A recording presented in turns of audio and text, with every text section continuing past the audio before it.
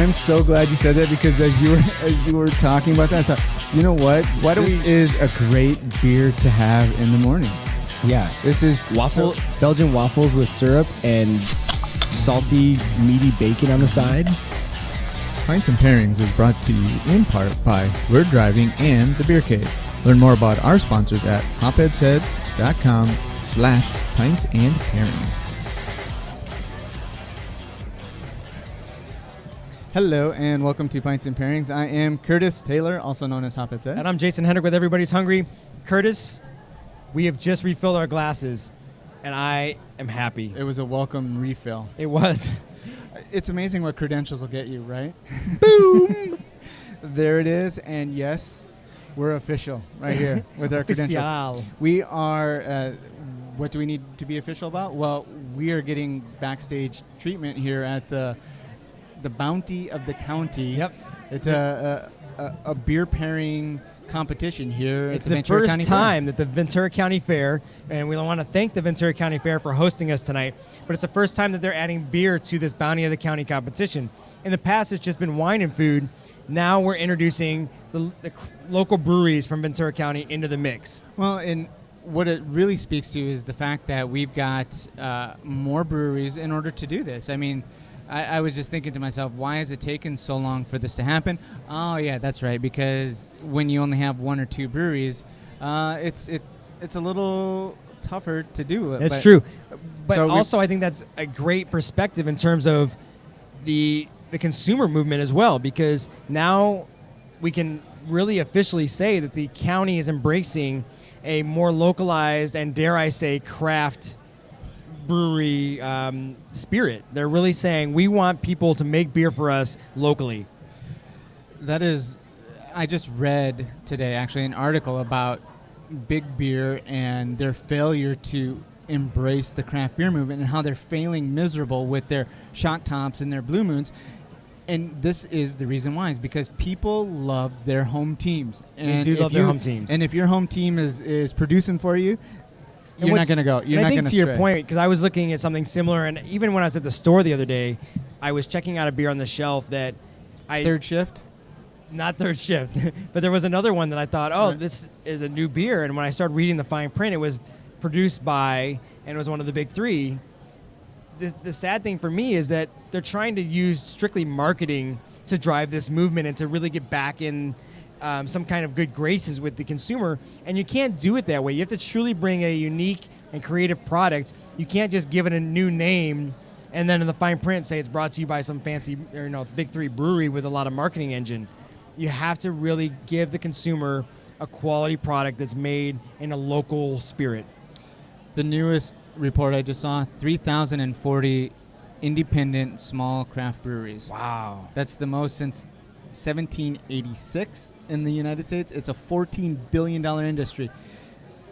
The craft market is huge. It's something like $100 billion. So I mean, it is such a tiny. It's crazy. It's huge, but yet percentage-wise, as we've talked in the past, even Jamil was telling us, percentage-wise, it's still very low. Like their goal for next year, I think, was 11 or 13% of the market. Right. Which, I mean, it's a big percentage nationally, but I like to see that chiseled down. And historically. Yeah, and historically, I would like to see that chiseled away even more. Yeah, and it will.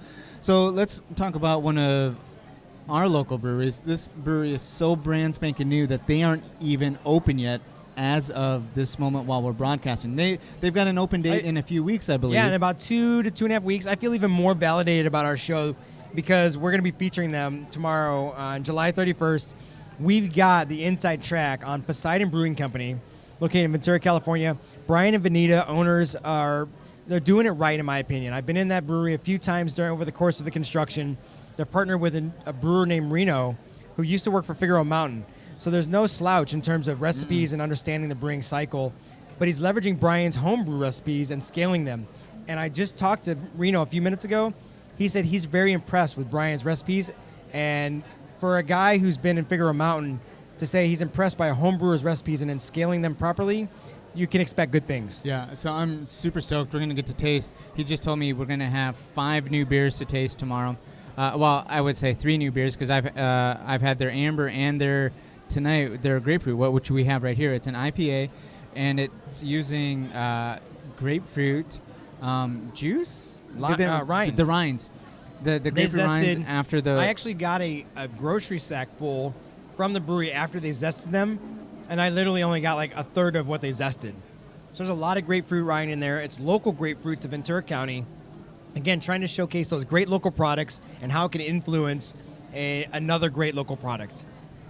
And if you think of the stochasticity one, whatever the stone project was. Yeah, that thing with the hidden stone logo. Right, with the grapefruit in it. That is what this beer reminds me of. And this beer is so young that it came out of it was just finished fermenting a couple days ago. So that is the other thing about the local beer, is that you know that you're getting some of the freshest beer you've ever had. Most definitely. And unless you're homebrewing, you would never get it this fresh. You wouldn't. And that's one of the things that I know they're striving for, is that quality, fresh perspective. When people come into their tasting room, they want them to know that beer is as highest quality as possible coming right off the tap. Absolutely. But they're also paired with another favorite of ours. Oh, definitely. So let's talk about and we're kind of biased, so just disclaimer, hashtag, right, and asterisk, anything you want to use to define fine print. This is one of our favorites. Well, and we have a fairly sophisticated palate, I'd like to think, anyway. And so, I mean, improving at minimum. If we didn't care for these, we wouldn't gush over it, and we're certainly gushing.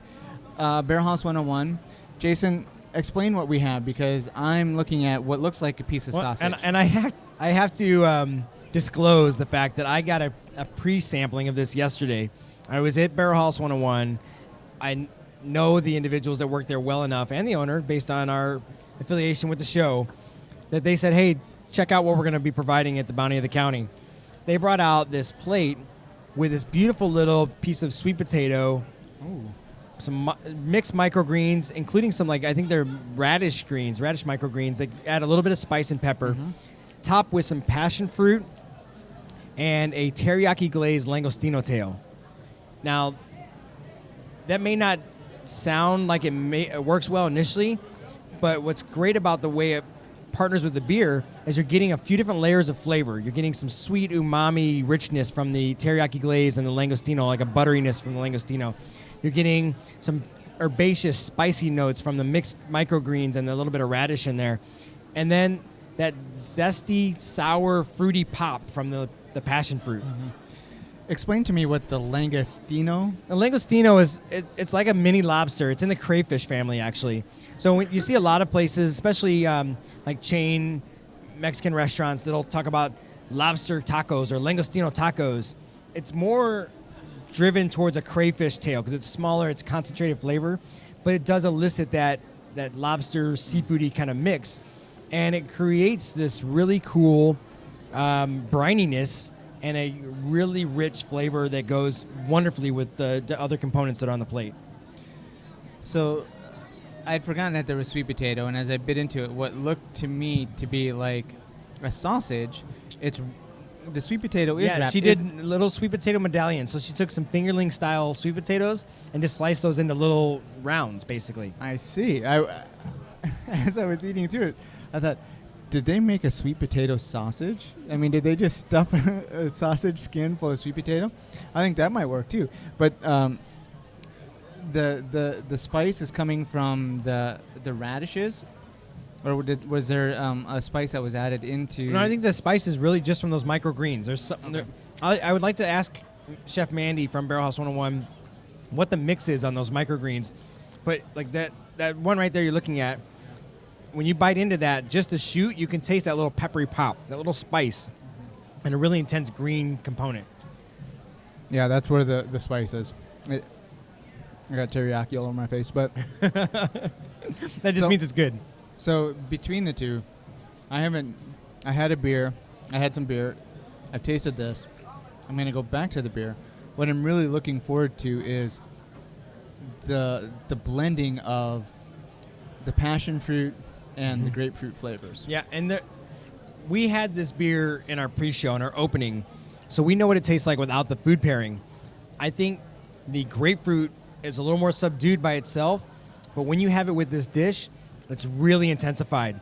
the spicy herbaceous notes of the microgreens and that sweet, soury combination of the passion fruit really punches up that grapefruit component, and I love it because the beer, I don't want the beer to be grapefruit. I don't want it to be overpowering. It's just a little hint of the zesting, but when you match it with this dish, you realize what the underlying note is.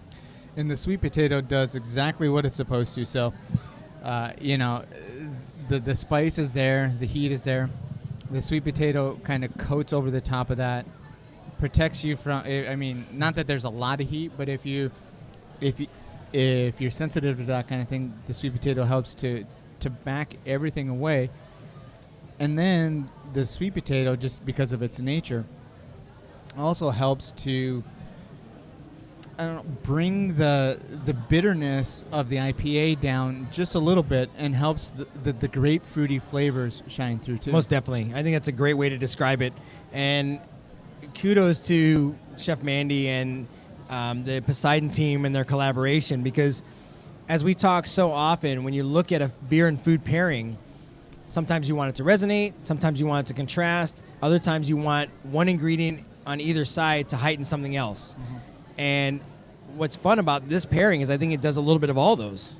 It certainly does. It's one of the best kinds of pairings that hits all of those marks the whole way through.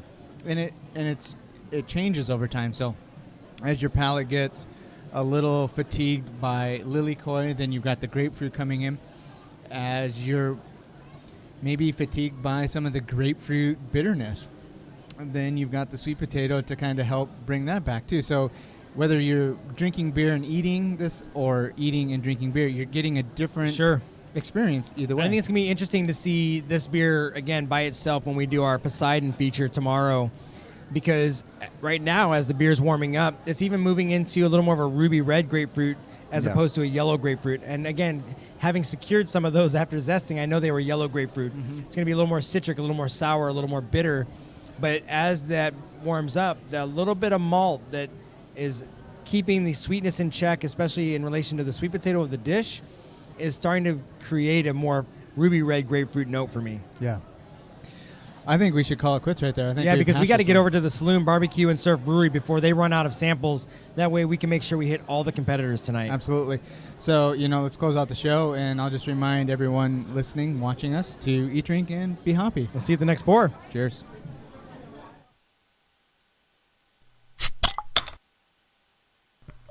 Hi, I'm Curtis Taylor from Hophead Said. And I'm Jason Hendrick from Everybody's Hungry. Whether it's a night out with friends or listening to the Pints and Pairings show, getting home safe requires some planning. We trust our vehicles and ride home to We're Driving, based in Oxnard, California. Find out more about this designated driving service at we'redriving.com. That's W-E-R-E driving.com. If you're not in SoCal, find a trusted DD service in your area, and we'll see you at the next pour. Cheers.